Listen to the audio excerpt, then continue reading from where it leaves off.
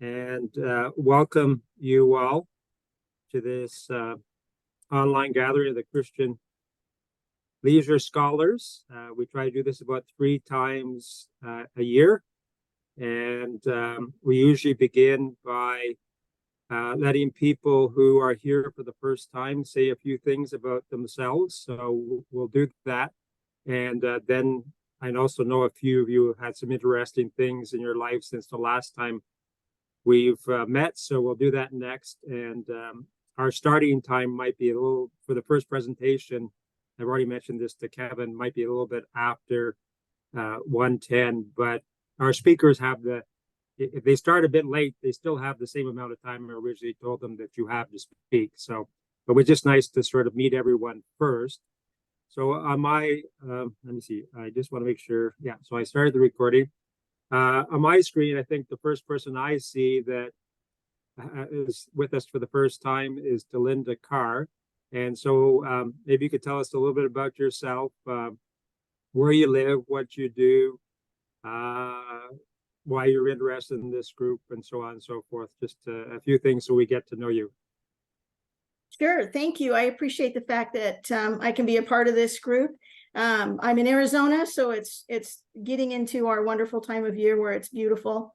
I am a Christian, and I have been a recreation therapist since about 1986.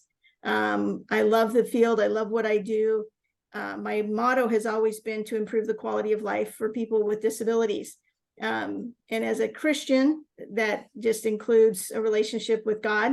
And so I love being able to do things that help people in their path of seeking faith. I have worked in a variety of different settings. I started in camping and recreation for people with disabilities, and Easter seals and muscular dystrophy and all different ones. Bradford Woods for a little while. I also worked mental health for many, many years. And I've also worked in the community setting with an organization called Johnny and Friends, which is an organization that Johnny Erickson Tata founded, which reaches out to people affected by disabilities, different families. I was in charge of doing their family retreat program, their Wheels for the World program. So I served in Poland, and for 20 years, every summer, taking a team to equip churches and to distribute wheelchairs, share the gospel. And I'm doing that currently in Zambia, same kind of process. I'm currently, my employment is with Honor Health Rehab Hospital in Scottsdale, Arizona.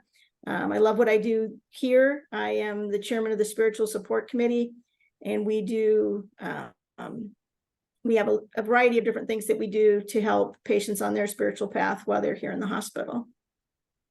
I'm a wife, and I have two kids, got married late. So at my age, I'm very, very tired because I have younger kids, but it's a joy, and it's a joy to be here today. Thank you. Linda, thanks for joining us, and thanks for sharing us about yourself. And I also would like to thank Marcia for putting you in touch with us. And me as well. Thank you. On my next screen, I think the next person that has not participated before is Sam. So maybe Sam, you could tell us a little bit yourself. Yeah, I'm Sam Keith. Okay, sorry, we have two Sams. Different Sam. Oh, should I go ahead? Okay, yeah. Great. Sorry, Sam Rivera. Sam Keith. I'm a professor of outdoor leadership at North Greenville University. Been in this role for about 1.5 years. I'm originally from Texas, San Antonio, Texas, and did all my grad degrees in secular environments and park recreation and tourism management programs around the country. Was really fortunate to see this job opportunity pop up in the town that I was already living. And so I get to lead this department. There's a lot of challenges and transition going on right now. My background is more in line with public land management, the actual outdoor recreation setting. But our department dabbles in both parks and conservation management and your traditional outdoor leadership. Yeah, I'm excited to be here. I love to work with students, especially in our context, who are believers, and trying to understand the role that the outdoors and recreation and leisure plays in the Christian life. and I got in touch with Paul a few months ago, I think, and we've been in communication since then. So he invited me here, and I'm really excited to be a part. Also a husband, and we have a 3-year-old boy and a 1-year-old girl. So we're also tired. But yeah, it's good. Thanks for having me. Thanks, Sam, and welcome. And now we'll go to the other Sam. Hi, everybody. I'm Sam Rivera. I'm originally from Greenville, South Carolina, and I just graduated from the University of Tennessee in May. And 3 days after I graduated, I started working at Dollywood here in Sevierville. And I worked for Joey Buck, the chaplain here, and I spent the summer serving as the chaplain intern, and I just recently graduated that, and I'm now permanently with Dollywood as part of their wellness team. So I am all over the place. I'm at the park at Dollywood. I'm at the resort, and will soon be at the new one.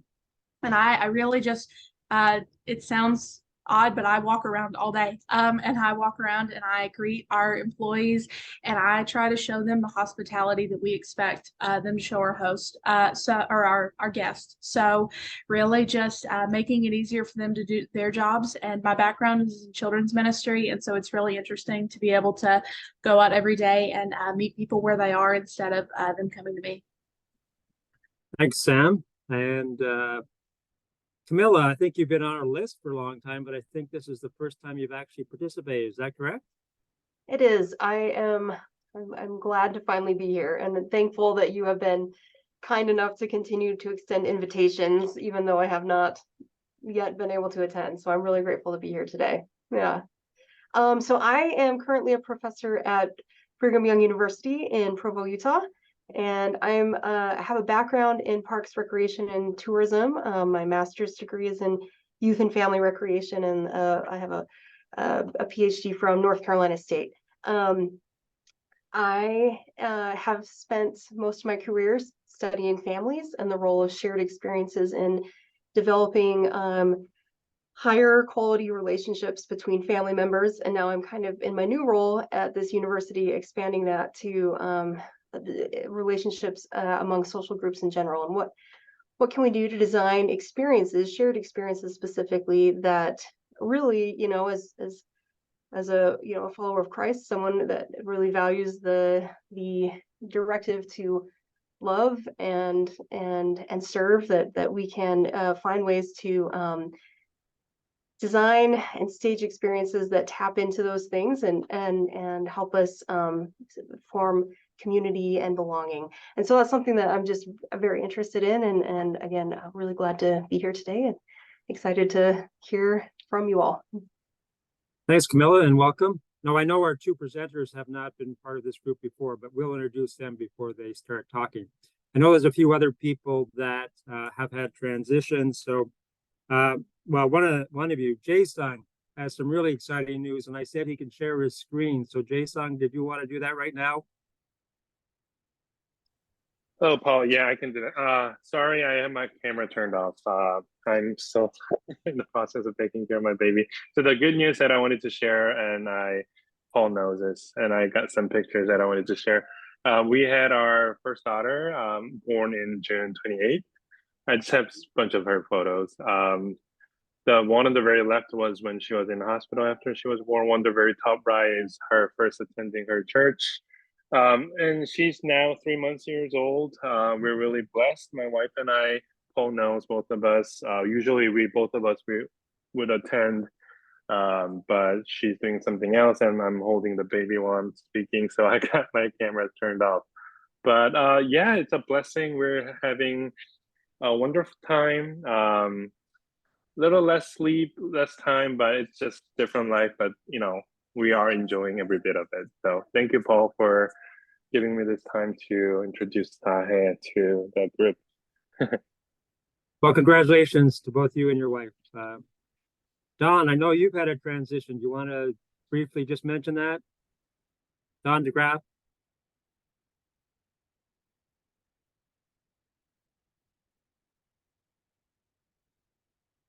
There we go.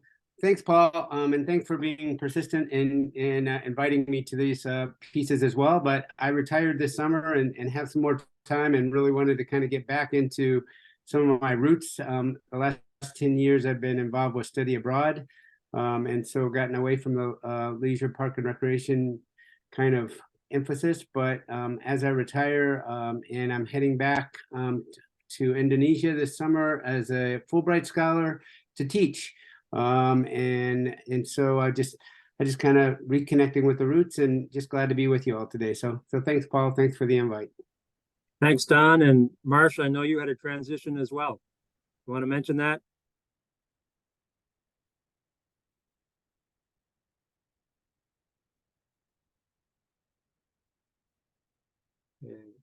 Maybe Marcia didn't. Oh, there we go. I got it. Yeah. I'm now living in Cookeville, Tennessee. Still working online for Sagamore and now helping a colleague of mine, Karen Wenzel, with Eastern Washington University and teaching at Cortland. So I'm getting up about 15 minutes later and enjoying for the first time in my life a lunch hour where I go swim. Thank you, Paul. Thanks, Marcia. And Carl, did you move as well? I did actually, yeah. So I live in Tennessee now, which is very strange to me, Chattanooga, after living 38 years in Ithaca and my entire life in New York State. Okay, so the both of you moved south. Austin, you want to share where you're at now?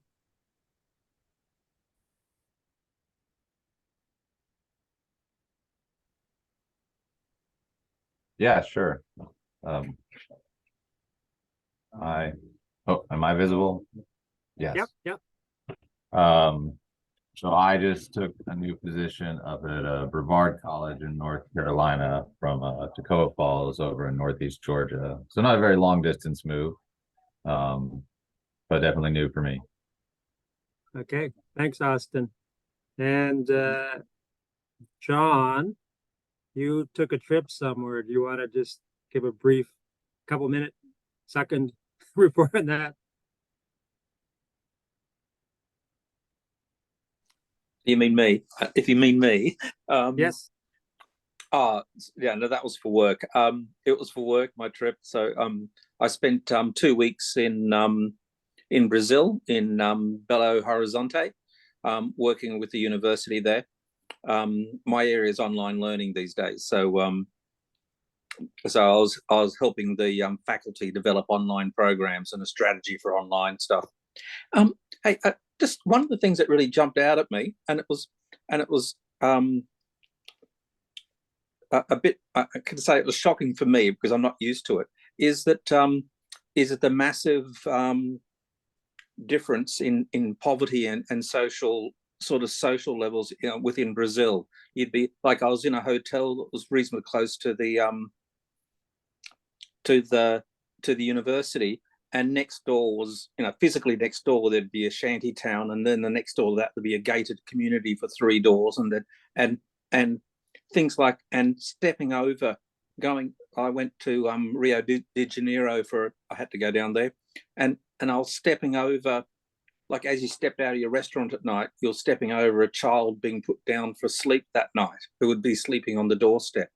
And I haven't really grappled with that personally properly yet, but it keeps on processing, where I think I live in the UK and we're very good at separating that and compartmentalizing the different, where people live in those different places, you know, the poor from the slightly more affluent sort of thing. And I just thought I'd share. I haven't processed that properly yet, but it was, yeah, I'll say that was the most stunning thing from my trip. So Thanks, John, for sharing that. Jacob, maybe I'll say something about Jacob because he might not say it if I didn't. But Jacob was the recipient of the C Skills Literary Award this past June, and for not only his book Sacred Playgrounds, but also his other academic writing related to camps and Christianity. So congratulations, Jacob. Thank you, Paul. Wonderful honor. Anyone else want to share anything before we hear from our first presenter?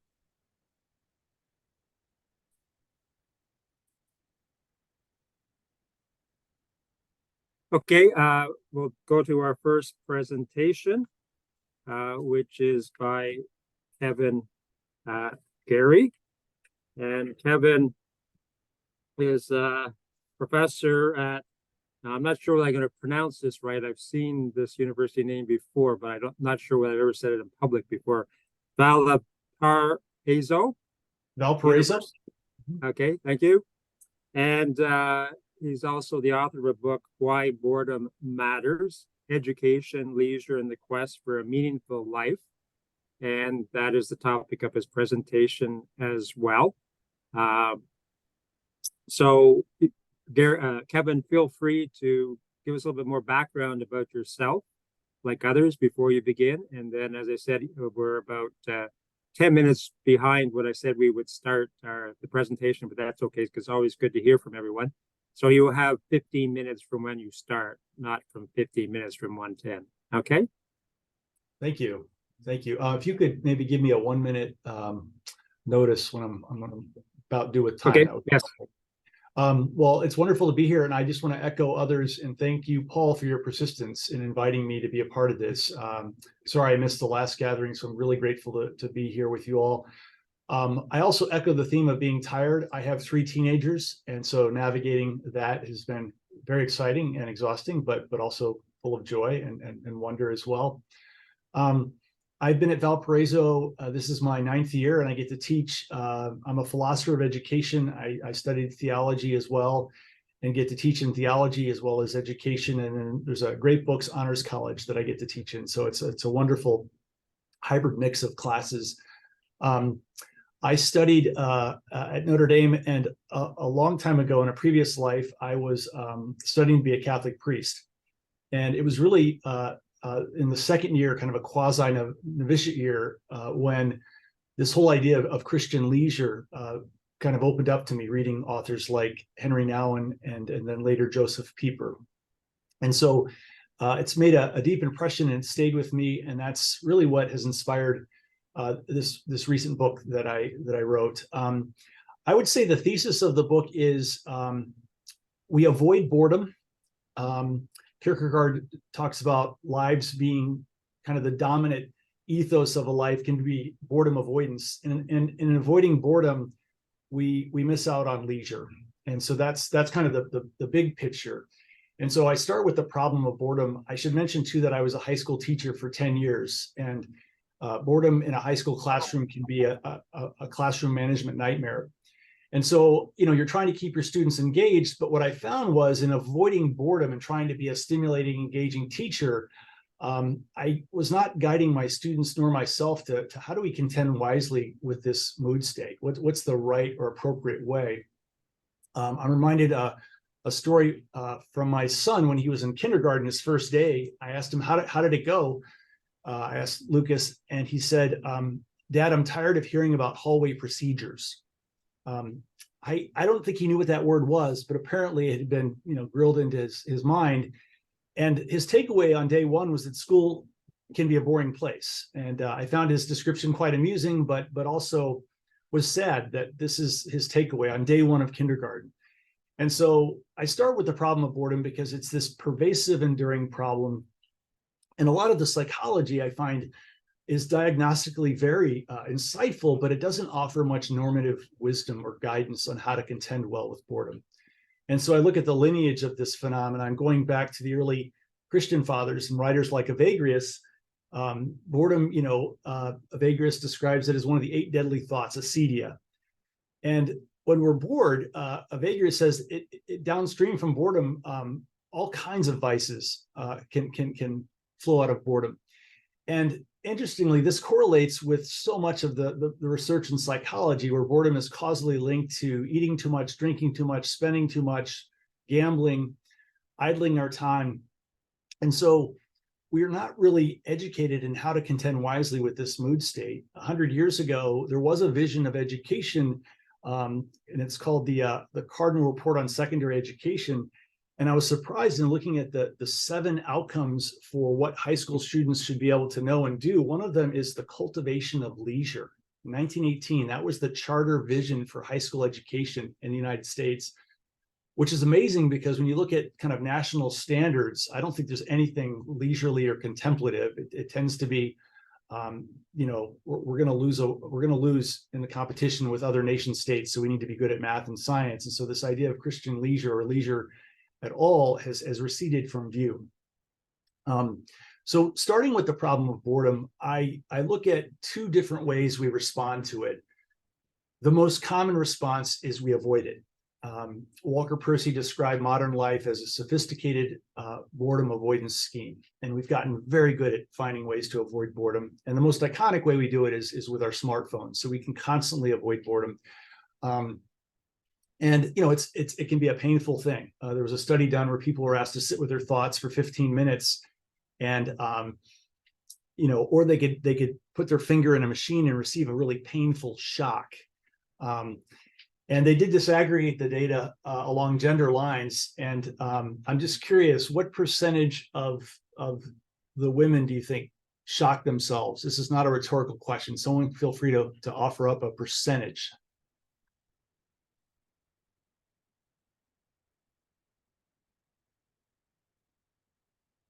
I feel like I'm in my college classroom. I'm hoping someone will participate.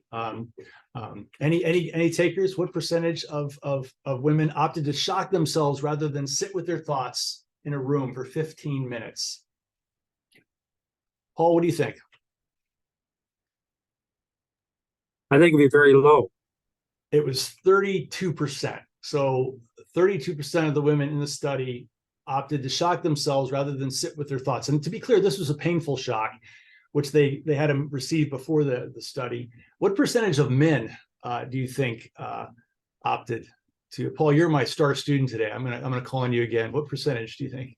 Oh, well, wait. Jacob says 75%.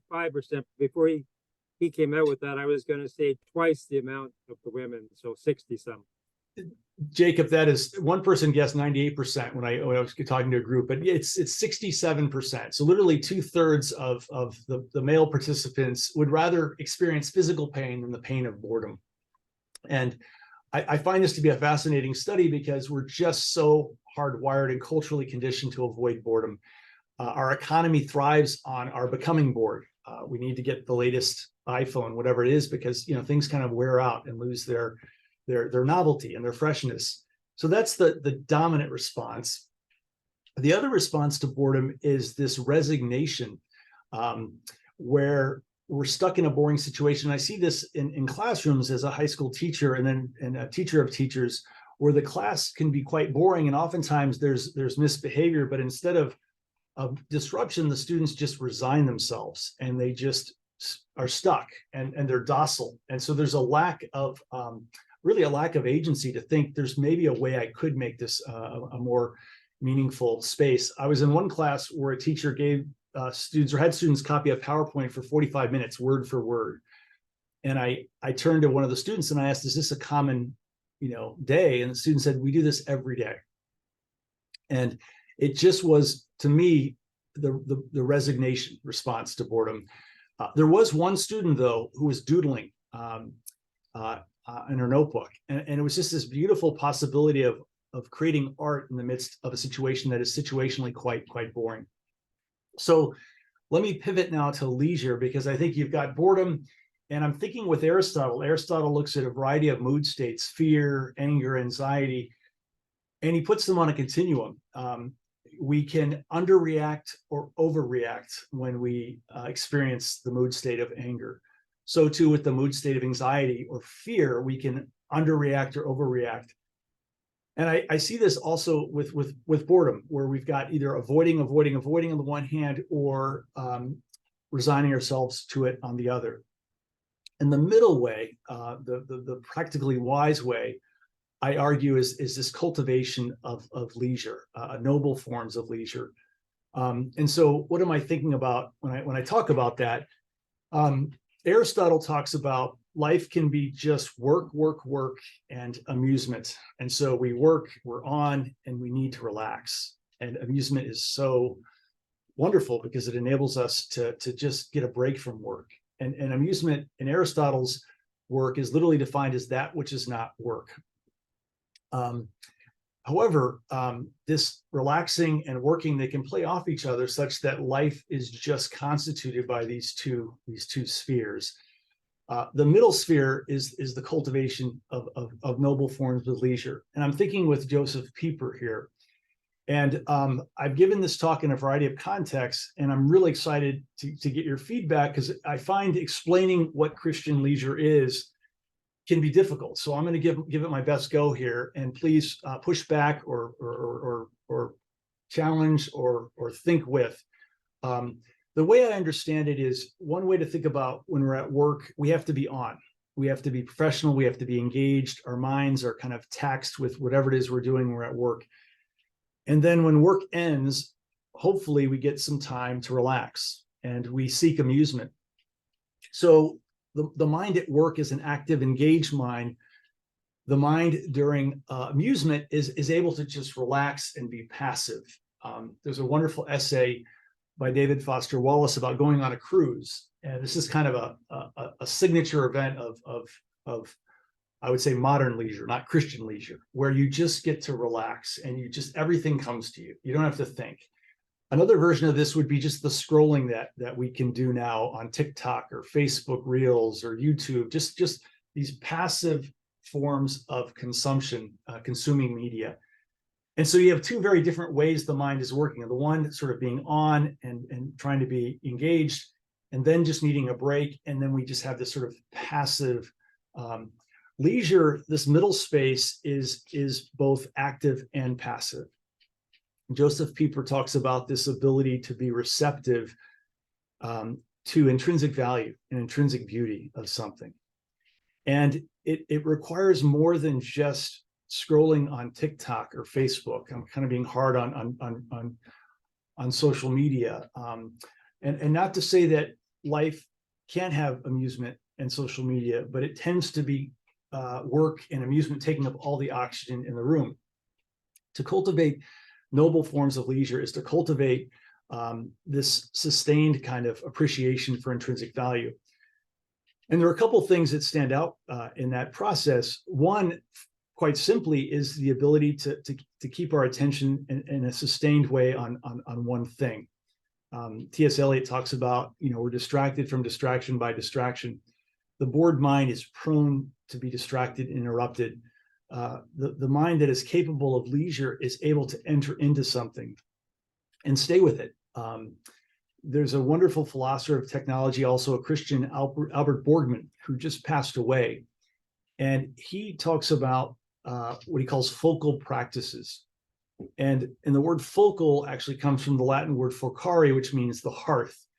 The hearth was literally the focal center of the home. You needed to maintain it, and required certain practices. And so it literally guided, directed, and sustained our attention. And so these focal practices are kind of conduits for beginning to enter into leisure. They do require, though, more work. Borgman talks about the focal practice of walking. Cooking can be a focal practice, but it requires entering into it in a way that doesn't turn it into work, this sort of intense, I got to be on, but has this active, passive dimension to it, so that we have a moment where we actually experience the intrinsic value of the very thing we're doing. I see this happening in a number of things, including in making music or playing sports. But unfortunately, practices, as Alistair McIntyre describes, can be corrupted by all these extrinsic forces. And I see this especially in sports, where kids begin a sport because they really enjoy it.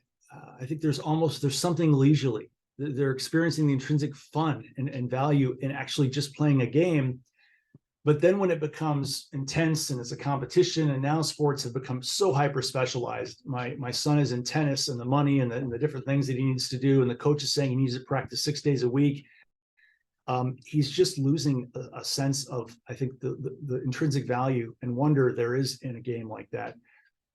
G.K. Chesterton has a wonderful line: anything worth doing is worth doing poorly.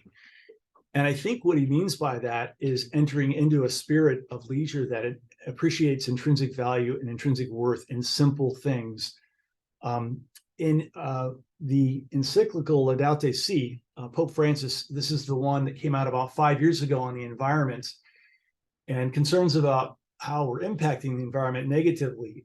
What I so appreciate about that document is he actually says we have to become a Sabbath leisurely people. We need to acquire, and we need to have a kind of a Christian formation that guides us how to appreciate simple things. And so I think that's the kind of Christian leisure that Pieper's talking about, and I see it in this capacity for sustained attention and appreciating intrinsic value. So I'm gonna pause there and open it up to any questions or comments. Thank you. Thanks so much. And so now the floor is open to anyone. Questions, comments, observations?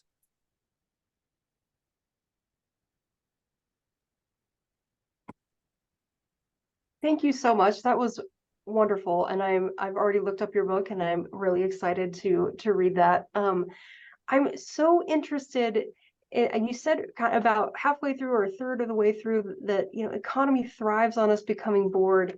And I instantly thought of, so I'm in an experience design department here in a business school now. And there is this, this idea of the experience economy, right? That we've entered into an evolution of economic offerings that has gone from goods to commodities to services and now to experiences. And the authors of that book, I think it's Pine and Gilmore, and I can never quite remember what their first names are, Pine and Gilmore. And they talk about now this almost, what did they call it? I think like an economy of transformation. Where and that's a term that really resonates with me, because I feel like a lot of, you know, my own personal like spiritual growth focuses on transforming, you know, becoming something new and different. And how do we, because I can see both, right? I can see that there is an economy definitely thriving on boredom. And so how might we, or how would you kind of tackle those ideas of almost, I don't know if it's a question of like elevating or like, I don't even know what my question is. I'm trying to reconcile these two ideas. And I'm wondering if you have any just insight or suggestions. And this is purely just a curiosity question because I find it so fascinating. And again, thank you for your presentation. Thank you for your question, Camilla. The name of the book, what was it again? I was trying to write it down. The experience economy. Yeah.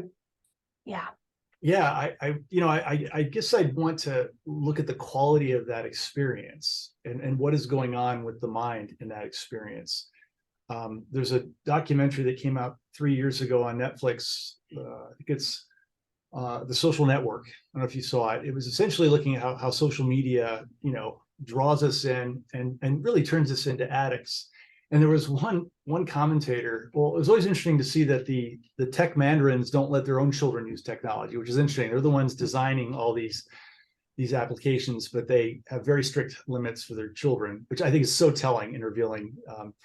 But there was one line that really jumped out at me. It said that, you know, with social media, there's only one other industry that describes its clientele as users, and that is the drug industry. And so I'd be curious about what kinds of experience are we talking about, and is it a restorative kind of experience? The kind of leisure that Pieper talks about, there are experiences where we enter into this receptivity that is both active and passive that restores the soul. And in the leisure of the economy, modern leisure, amusement is what I think it's better called.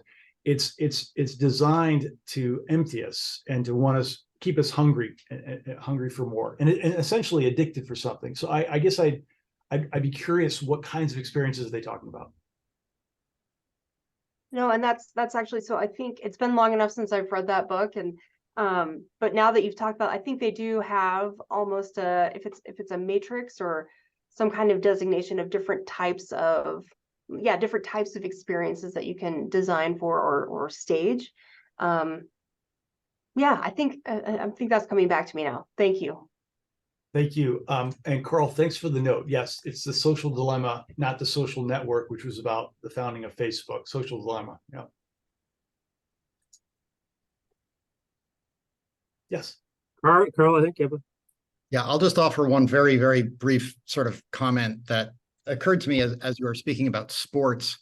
I've never really heard anybody talk about this, at least in writing, but I'll just say, in my experience as a college athlete, you know, you get into sports initially because it's fun, but the further you go, the more it becomes work, right? And you think like practice and training is work, right? But the game's supposed to be fun.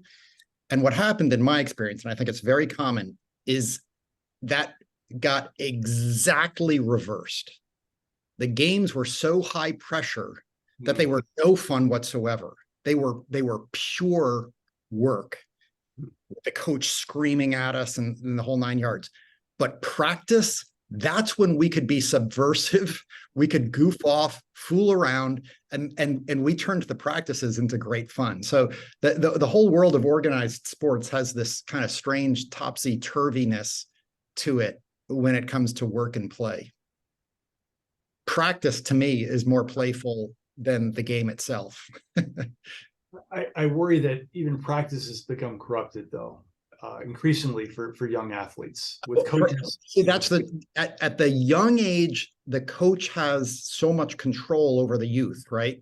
Yeah. But in college, a lot of the athletes won't tolerate it, and you have sort of the power of the mob, so to speak. Yeah. Thank you, Carl. Which sport, by the way? Soccer. Soccer. Okay. Yeah. He used to tell the captains, take him on a 3-mile run, and we would go over to the gorge and jump off the bridge and go swimming and come back drenched, pretending like, you know, we're all sweaty. Nice. I will just add one other thing that I've been thinking about. There's a wonderful moment. Iris Murdoch talks about being in her office and just sort of fretting about work, and she sees a kestrel outside of her window, a hovering kestrel, and it just captivates her, and it pulls her out of. She was feeling some resentment about something, and I looked up a kestrel, and I didn't realize it'd be like a hawk hovering in place. I didn't realize there was such a bird, and what an awesome sight that was. And so I do think it's this moment of beholding creation and just being in awe of it. But I think, you know, as I get to know this community more, I think there's a reason why there's a commandment to Sabbath, because it needs, you know, it doesn't just happen accidentally. It requires a cultivation of a kind of discipline. And I think we actually need a community to help us enter into Christian leisure. Otherwise, I think we get drawn back into just work and amusement. So I'll pause there. Jason has the question. Well, thank you so much, Kevin, for the wonderful talk. I personally study older adults promoting health and well-being, especially mental health. And in one of my study where I explored their definition of healthy aging, avoiding boredom came out as a big thing. It was just so important, and I looked into it, and you know, majority of the literature were based on youth, adolescents, and how important it is for them to not be bored. Whereas for older adults, it was less emphasized, and you know, like it almost felt like to me, you know, older adults. I mean, it's okay for them to be bored a little. I mean, they're old enough, right? Whereas when I did an additional study to see their experience of boredom, it was just such a severely disengaging and you know, dangerous state that they're experiencing. So in one of my most recent study that I did a projected technique. So I had a focus group, and I also had them engage in different drawing and sentence completions to explore their experiences of boredom for older adults, especially with chronic conditions.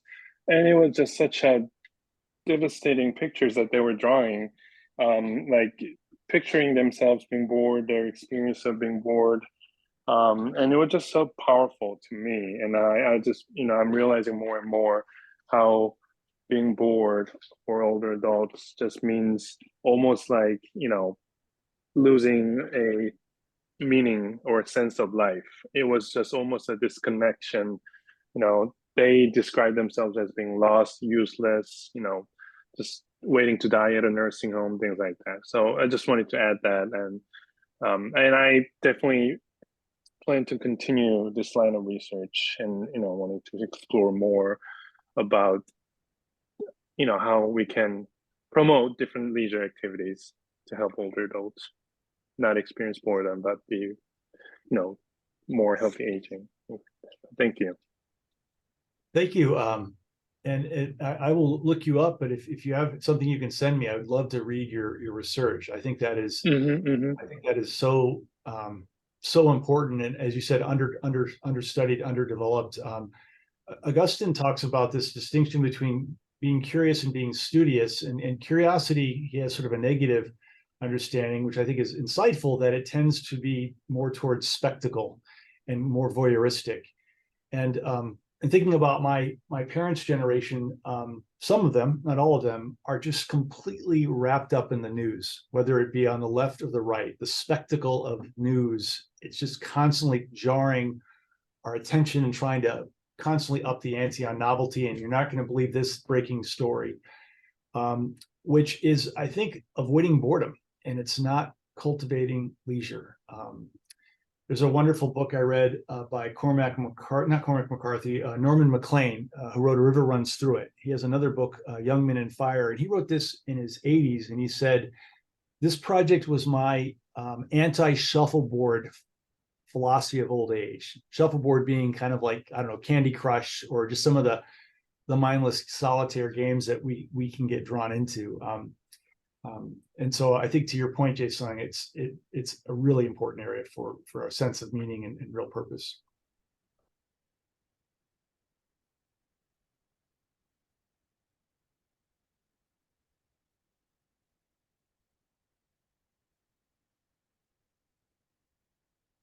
Any other questions for Kevin? Carl, go ahead. Full disclosure, I haven't read your book yet, but I will work on rectifying that.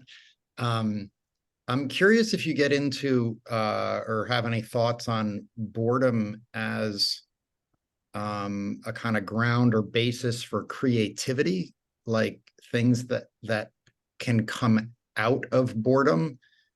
And I realize there's a little bit of a distinction here between boredom as sort of like, restlessness of the soul and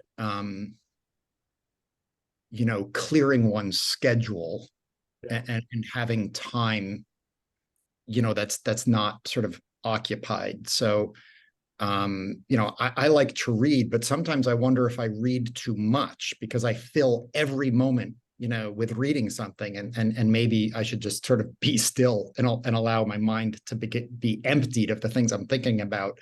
And if I ever do that, that's where I actually start thinking a little bit more creatively. So is there a relationship, as you see it, between sort of boredom and at least potentially creativity? There's research in the last 10 years that are really trying to make a case for the good of boredom, that it's a good thing to create space for in our lives. And I think there's something to that. I think boredom can be quasi-prophetic. There's situational boredom. I'm bored with this book I'm reading, and then there's existential boredom. Like my life, I'm just not finding anything really meaningful, and so needing to figure that out. The concern, though, with the good of boredom, or it leads to creativity, is it leads to a lot of other things as well. And the research in psychology, and this goes back to the early church fathers, when we're in the bored state, acedia was described as the noonday devil, and it comes on us unawares, and it can lead to a lot of problematic behavior. So I to your point, Carl, I would say I think it can lead to creativity, but it can also go down a lot of other pathways. In the book, I talk about needing to be an apprentice of someone who actually embodies Christian leisure, because there's an example. I had a friend who invited me to go birding, look at birds for 3 hours. I'll be honest, that sounded kind of boring to me. And I'm an outsider looking in, and that says more about me and the state of my soul than birding, which is actually a wonderful form of leisure. And so it could lead to the good of something, but it can go down other pathways. And so we need guides. I'm getting a little bit long-winded to your question, Carl, but I hope that speaks a bit to the point.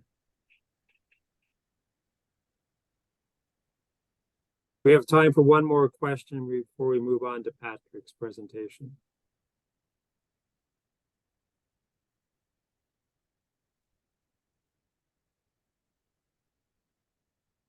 Thank you all. I hope I didn't bore you. Sorry, terrible joke there, but it's wonderful to share this. And if you do have any follow-up thoughts, please don't hesitate to reach out.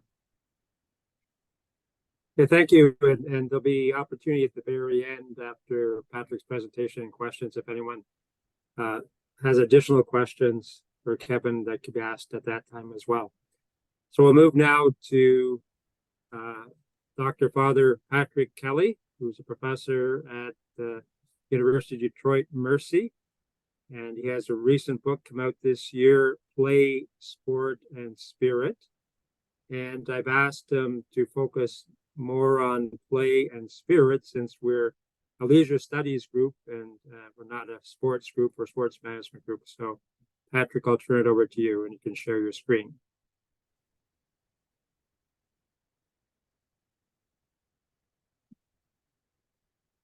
Okay, thank you very much, Paul. Let's see here. Can people see my screen?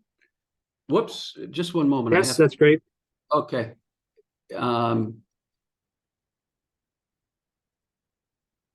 Okay, let me move the, geez. I can't see my own slides. Just one moment. There we go. Okay. So yeah, thank you for the invitation to be with you today and to speak. It's been a pleasure to revisit your book, Paul. And also I became aware of Connor Kelly's book through looking at some of the old videos, and I've been enjoying and learning a lot from reading Connor's book and your book as well, Paul. Thanks.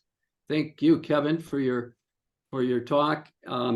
Introducing myself, I actually, my work intersects with, I think, the interests of people in the group, but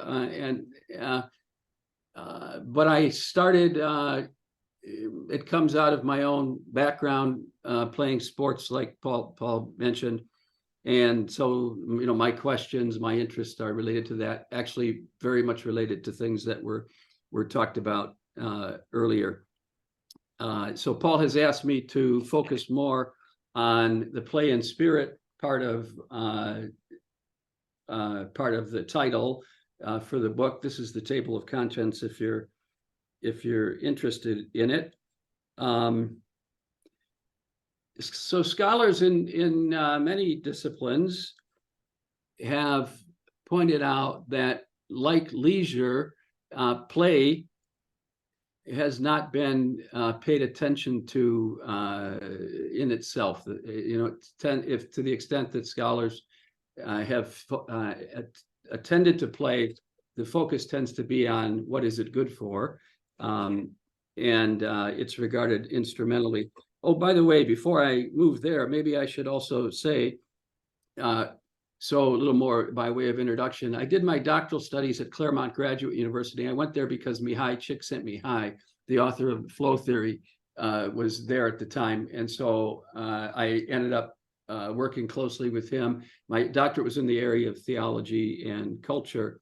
And I'll talk a little bit about his work today. I'm also a Jesuit, and I have had a lot my formation, a lot of experience accompanying people through the spiritual exercises retreat. So I'll talk a little bit about that in connection to flow theory as well. So I think, so this non-attention to play in itself, I think that, like in our own personal lives, maybe also in society, what is marginalized or repressed, however we want to say it, has the possibility of teaching us a lot once we attend to it. And I think that's true about play, that by paying attention to it in itself, we can learn a lot about what it means to be a human being and potentially about the spiritual life as well. And I think as I was writing this book, I also realized that it has a lot maybe to teach us about work as well, and education, things that, outside of what we think of as play. I'm just going to jot down the time here so that I know when I'm supposed to stop. Let's see here. I can tell you. Thank you. Okay. All right. So in a U.S. context, I think our orientation to work has tended to shape how we think about play. We're well known for the work ethic. And I think I think it is the case that we started to view play more negatively or suspiciously than it had been viewed in earlier periods, even if we're just talking about the Christian context. In the 19th century, important Protestant thinkers, ministers like Horace Bushnell, Washington Gladden, Edward Everett Hale, were all critical of the overemphasis on work in American society, and were arguing for the need for more play. And they were critiquing what they saw to be elements of the Puritan heritage that had led to where we were. So I thought that it might be of some value to consider Christian thinking, experience before the emergence of the work ethic. So, for example, in the medieval, early modern periods, there could be well over 100 feast days per year on which people would participate in play of different kinds.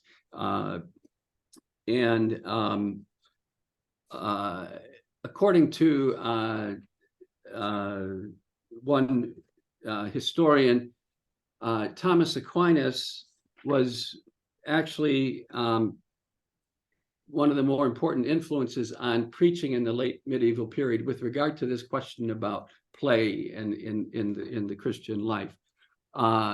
He also had an influence on the schools of the humanists and the early Jesuit schools, when people running those schools were thinking about how students should spend the day in those schools. And so Thomas, following in the classical tradition, thought virtue had to do with moderation, so we should not be working in excess. No? So fully human life also needs time for play and recreation.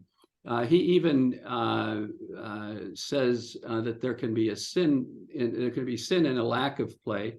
These things are discussed in the Summa Theologica, those numbers there. So play itself is okay. It becomes a problem, or from a moral perspective, when it's misused. If it's harmful to others, if it's obscene, if it takes place at the wrong time or in the wrong places. In one of his writings early on, he talks about play as something that restores the person for study. But in most of his writing, he writes about play as autotelic.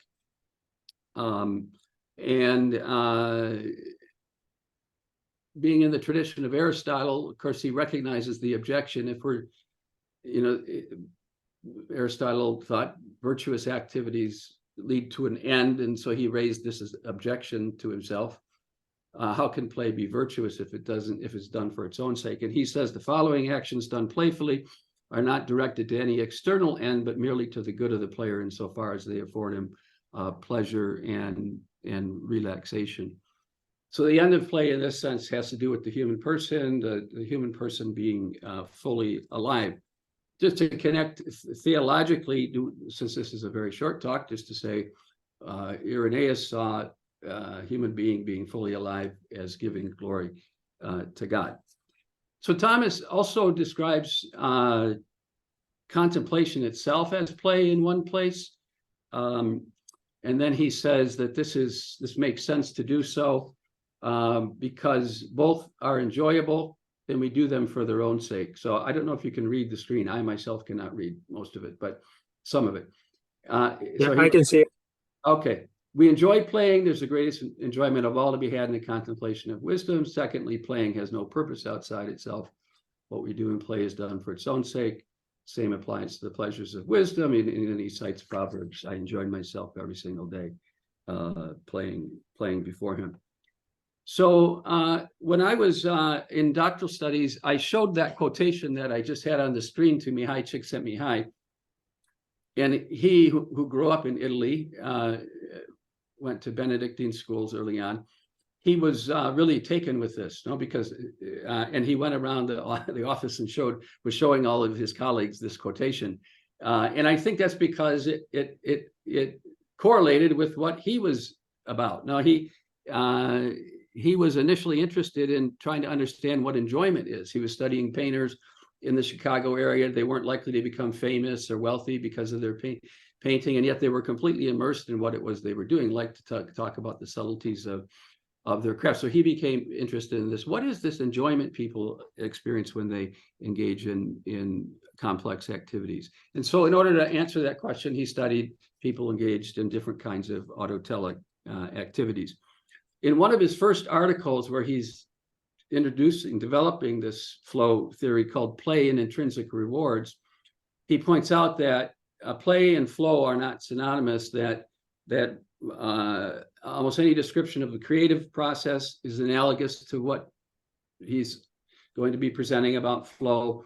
And also meditation, participation in religious ritual, or almost any other form of religious experience, he says, is analogous to flow. So right from the very start, that's in the early 70s, you have the possibility, a potential through line from play to spirit, what Paul has asked me to focus on. I am myself, in a moment, will talk about Ignatius of Loyola's notion of spiritual consolation and talk about the analogies between that and flow. So I think maybe many of us are familiar with the flow experience. Some of the elements of it are that the person is centered their attention on a limited stimulus field. This brings about a merging of action and awareness. So what I'm doing and what I'm thinking about become one and the same. Our Buddhist brothers and sisters would call this mindfulness. I'm not thinking explicitly about myself because the activity requires all of my attention. And so I don't have attention left over to take myself as an object of reflection. The loss of ego is also associated with a sense of union with surroundings. It might be the created world if I'm climbing a mountain. It might be the other members of a band if I'm playing music in a band. There's a kind of effortlessness to the experience. This is what the word flow captures. It's as though you're being carried along by a current, he says. And yet this effortlessness is typically preceded by discipline or practice. If you think of learning to play the violin, for example, you have to first learn to listen to your instructor. You have to practice different parts of the piece and then try to bring them all together. But then, a couple years down the road, you can play it as though you have been playing it your whole life. There's a kind of ease and effortlessness to it. Also, flow time goes by in a different way when we're experiencing flow. Elements of flow activities would be that they're activities that have a balance of challenges and skills, so that the challenges I'm presented with is that at about my skill level or a little bit above would tend to be enjoyable. They also lead to a kind of forward movement. Novelty is introduced. Something new comes into being. And then the other thing about that such activities is that they tend to have clear goals and give feedback, which keeps one's attention engaged in what one's doing. Csikszentmihalyi points out that it's important, first of all, especially thinking about young people, that people feel comfortable, loved, and respected. So their psyche, in a sense, is freed up. They don't have to spend a lot of energy trying to keep their self from coming apart or wondering if I'm okay. So they can immerse themselves in activities for their own sake. One author refers to this as a kind a sense of ontological security or a sense of the rightness of my existence, which leads to the freedom to play. So some thoughts connected to Ignatian spirituality. One of the first things that I thought about when I was reading about these flow experiences, but also reflecting on my own experiences in life, was related to a meditation that's in Ignatius of Loyola's Spiritual Exercises Retreat. Two standards, he calls them the standard of Satan and the standard of Christ. So this would be the first standard. People get off track when they're ensnared by desire for riches, so wealth, etc., so that they may have the honor and esteem of this world, which leads to surging pride. And it occurred to me that people who are engaged in autotelic activities in this way, experience flow, are free of this. Here's a quotation from a composer that Csikszentmihalyi gave: "Don't expect to make money. Don't expect fame or a pat on the back. Don't expect a damn thing. Do it because you love it." So there's someone operating on a different kind of motivation and at a different level. And then, of course, I think for us, all of us, we would understand the centrality of love in the Christian life, our understanding of God. And there's a quote on the top there from a philosopher, which is quite rich, about love gives us a home in which it's safe to play. Freedom doesn't die in love, but it's born there. And then here's a quote from Jesuit Hugo Rahner: "The person who has faith and truly loves God is the one who can truly play. For the person who's secure in God can be truly light of heart." I might put that a little different. I might say the one who knows that they're loved and their life is rooted in that, they can truly play. There's a kind of freedom that is associated with that. But one of the main things that I was interested in was the analogy between flow and spirit, what Ignatius of Loyola calls spiritual consolation, a real central term or experience, reality for him in the Christian life. So just a couple of introductory words. Everything I'm going to talk about now has to do with in the life of a person trying to go from good to better. So trying to follow Christ more closely, walk with him more intimately. I'm going to talk about genuine spiritual consolation. Ignatius also talks about false spiritual consolation. I'm not going to address that. And I'm not going to talk about spiritual desolation, which is the opposite of spiritual consolation, just because of time. So genuine spiritual consolation. One of the similarities here, I think, is that as flow experiences are related to the growth of the person, something new breaking in, so too are experiences of spiritual consolation. Ignatius says that the Holy Spirit, the good angel, acts for the progress of the soul, that it may grow and rise from what is good to what is better.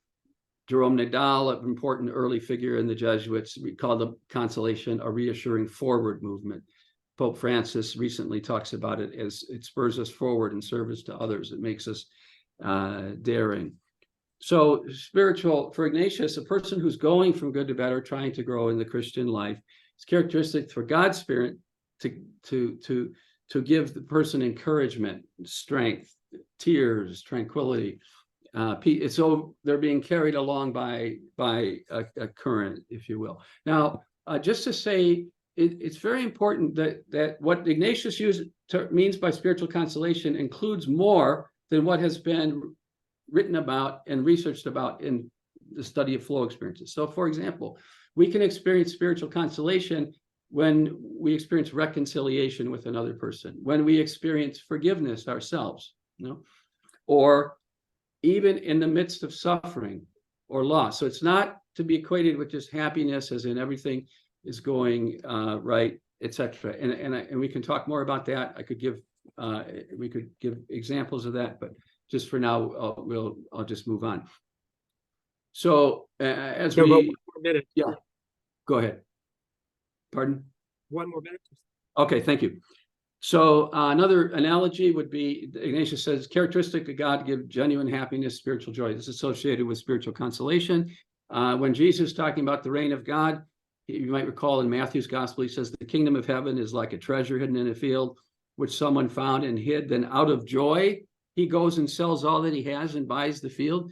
There's a sense that the Christian life, the commitment to the reign of God, the whole thing is flowing from having found one's treasure. There's a sense of joy. Out of joy, this happens. But within the Christian context, even suffering or loss does not eclipse this. In John chapter 17, Jesus, you grieve now, but you will rejoice.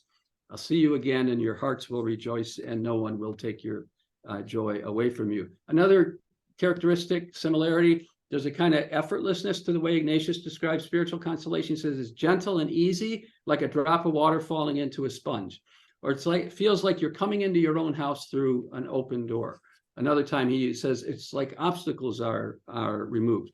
But like with flow, this kind of experience is preceded by discipline, the spiritual exercises, no? So prayer, contemplative prayer, the life of Christ, reflection on one's own life, etc. And also the experience is egoless in the sense that I'm not thinking about myself explicitly, but I'm aware of God's presence, God's laboring, and my call to labor in the lives of other people. For Ignatius, this is a really important, spiritual consolation is important because when a person is experiencing it in the spiritual exercises or in life in general, he counsels that decisions that we make, we should pay attention to spiritual consolation and even make decisions in relation to them.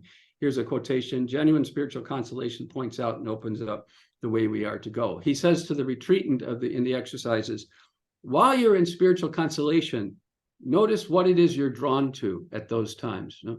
Because that's a time when maybe our spirit, small letter S, pneuma, and Holy Spirit are synced up in such a way that it's a felt presence and experience in our lives. Okay, I think I'll stop there. I hope I didn't go over too much. That's okay. Thanks very much, Patrick. So any questions or observations, comments?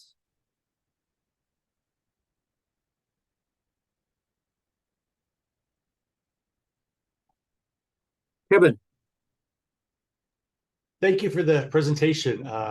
I'm friends with Father Phil Cook, who was at University of Detroit Mercies. Perhaps we know someone in common. Yeah. I was just wondering about play and joy, and the distinction between the two. It seemed like there was a lot of resonance, and so the relationship, and then also to what extent is this completely not? To what extent do we have agency, I guess? Because when I think about the Christian virtues, there's a certain grace there. And you know, can I set up a play date? Sorry, that's maybe not the way we want to phrase it, but can I plan a play date and experience play? Is it something that I have agency over, or don't I? So I'll pause there. Yeah, and Kevin, I don't know if you're thinking of with regard to play and joy. I don't know if you're thinking about that there can be different kinds of joy, and is the joy associated with spiritual consolation a different reality than the joy that I experience when I hit a double in a baseball game? And I'm sorry, I'm giving a sports example, but my team wins the game and we have a sense of unity with is that kind of, are you wondering about that, or no, something else? Or I think you turned your okay, back on. Yeah, the joy when Jason shared the picture of his newborn, you know, just the delight and just, yeah, I guess is play, is entering into play, this auto elic, however you pronounce that, is that essentially just cultivation of joy is what you're talking about? Yeah. Well, I think play, and most scholars that I have read who try to understand what play is in itself would refer to it as enjoyable, or this is a basic element of it, or fun. So that would, and also engaged in for, has intrinsic rewards or is autotelic. And I think that's one of the things, like even Huizinga, Csikszentmihalyi, were concerned about was that only looking at it in terms of a means to an end, even including personal human growth, misses that oh, wait a minute, this is fun too. Yeah. And what does that mean, or enjoyment? But I think I guess with regard to the part about how is it related to spiritual consolation, I think let's just take a young person playing, whether it's sports or other ways in school, whether growing up. It could be, I mean, it could be, we're not in control of these things, thanks be to God. It could be that the person is experiencing somehow God's presence as part of that, or maybe not, or maybe they're in a public school, or they're in a different, that's not part of the way that they've grown up.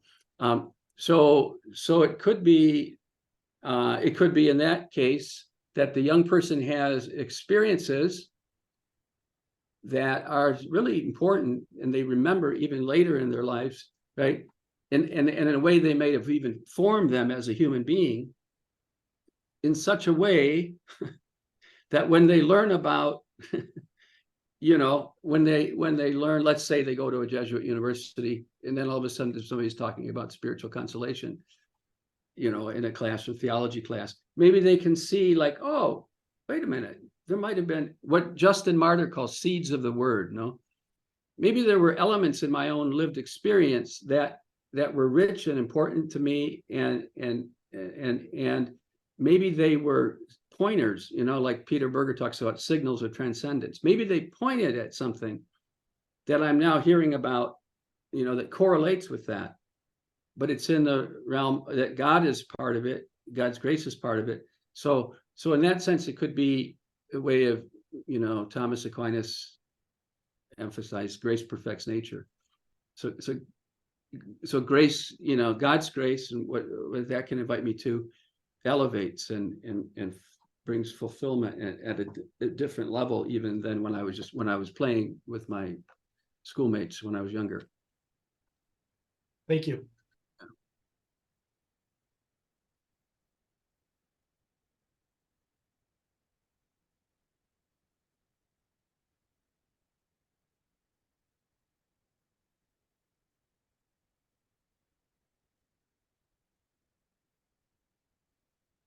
Any other questions or comments?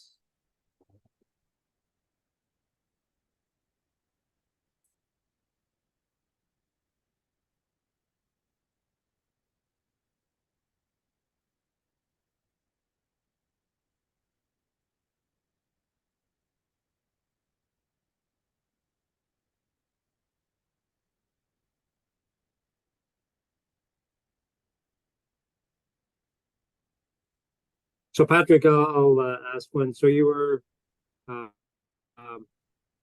think, trying to suggest that I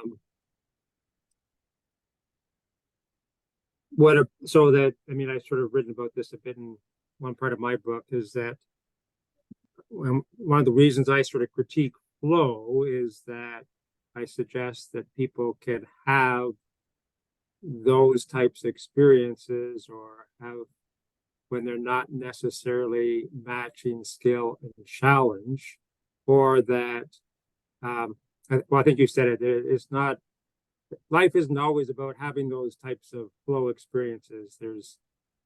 There's constellation and other types of experiences then. So to what extent should play be associated with peak experiences or flow experiences?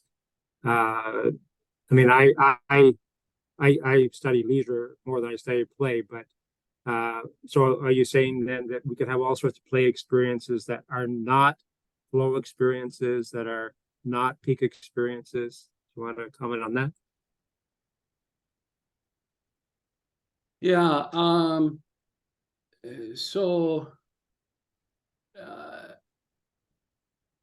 Let me see if I understand what you're asking. First thing that came to my mind when we started speaking was there's a book by someone named Edward Slingerland called "Trying Not to Try: The Art and Science of Spontaneity," and he's writing about this Chinese, notion of Wu Wei, in Confucian and Taoist thought, and he dialogues with flow theory when writing about that. And he has a critique of flow theory, that it's too active, it's too like this, that Csikszentmihalyi centering the importance of challenges and skills. He says he reads about some of these people in Csikszentmihalyi's books, and he just gets exhausted, reading about their lives. And so he wants to say that actually experiences that are flow experiences, which some of which are in Csikszentmihalyi's books, can happen when, I think they'd be much more along the lines of what your group is interested in leisure activities, in sitting at the ocean side at a sunset. Oh geez, sorry, there's a national alert test going on here. Did that happen to you too, other people? Not here in Canada. Okay.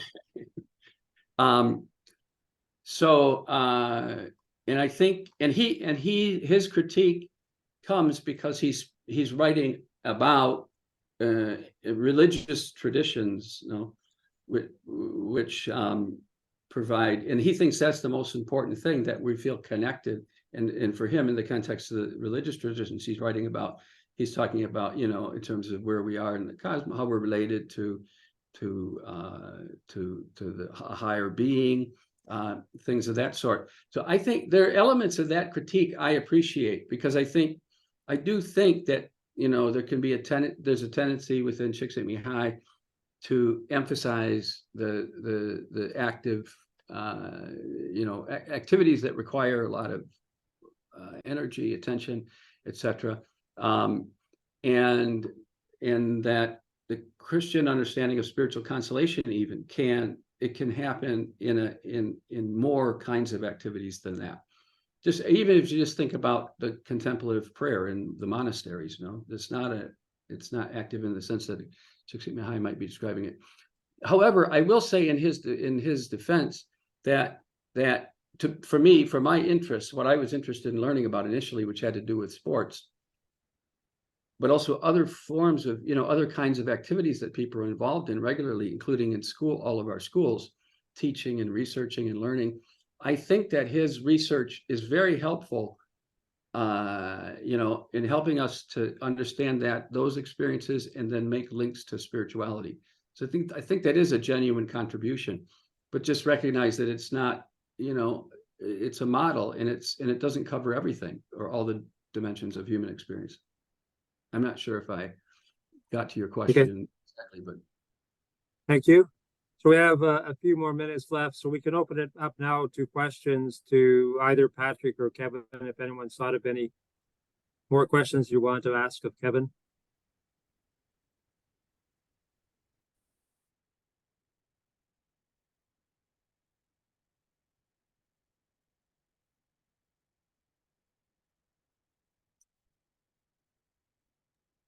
Okay, it seems like everyone is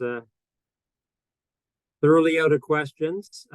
What I realized at the beginning that I started calling on different people to share things in their lives, but maybe didn't leave an opening for anyone else that wanted to share anything about what's been going on in their life in the last few months. So if anyone, I'll give a moment or two if anyone wants to share about anything, either personally, or if you know of a conference or you read a good paper or a good book that you'd like to share. Does anyone like to share anything before we conclude?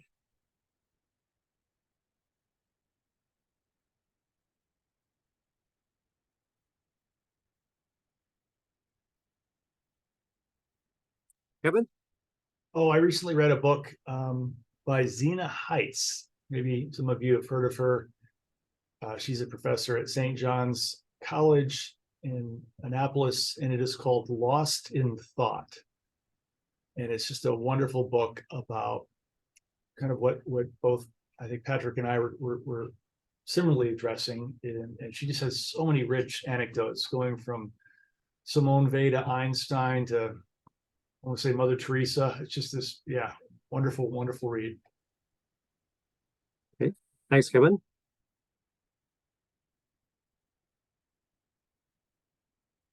I have a message or announcement. Oh, Stephen, you going to say something? No, just want to thank you again for the great talks today. Wonderful talks. And Pat, I sent you a message there earlier.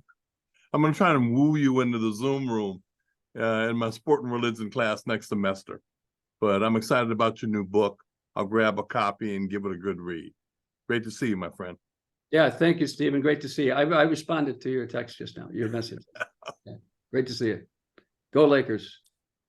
Go Bulldogs. I have one announcement from Peggy Hotham, who I thought was going to be here, but you may recall that Peggy taught for a number of years at Gordon College, and she's been retired for a number of years now.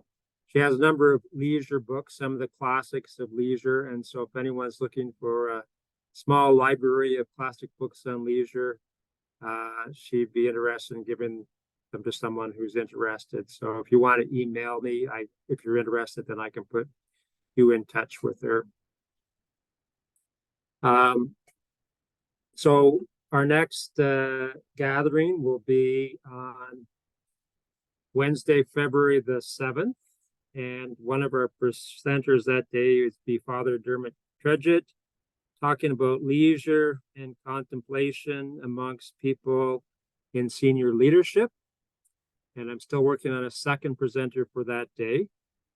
And then subsequent to that, we'll meet on tentatively May the 22nd, a Wednesday. I mean, now I usually pick Wednesdays because it's the middle of the week and it's a good day for me usually. But if people have a concern that's not a good day, you can always let me know.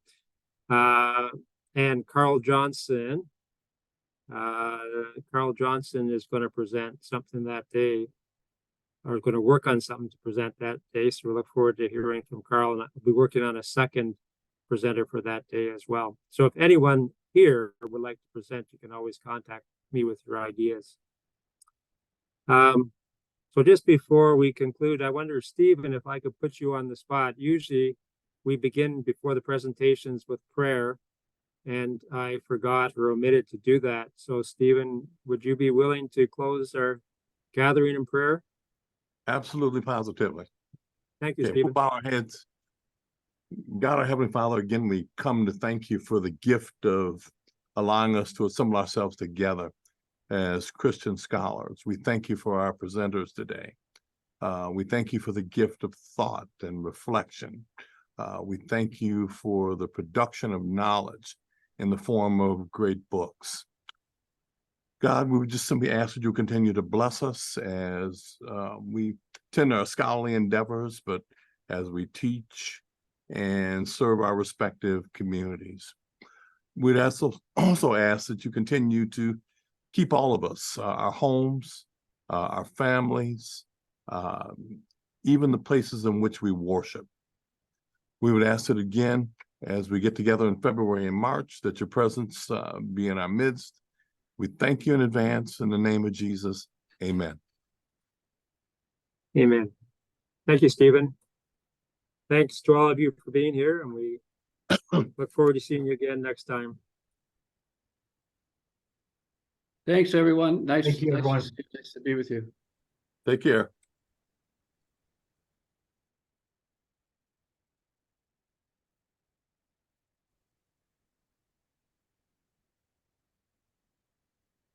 Hey, Paul, I hope that was as you had hoped it would be. So thanks for the invitation. Oh, that was excellent. And I admire your ability to just sit there and talk without PowerPoint or notes or anything.